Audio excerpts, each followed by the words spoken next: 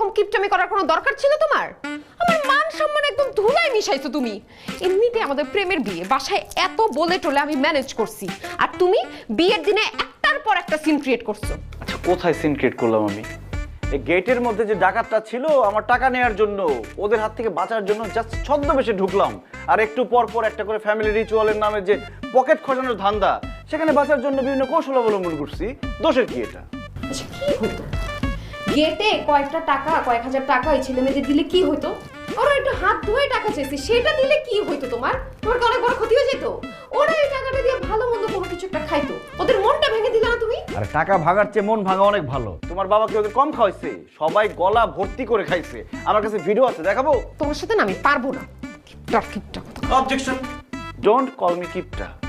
তুমি আমাকে বলতে পারো মিতব্যয়ী, হিসেবি, অথবা অপচয় রোধকারী।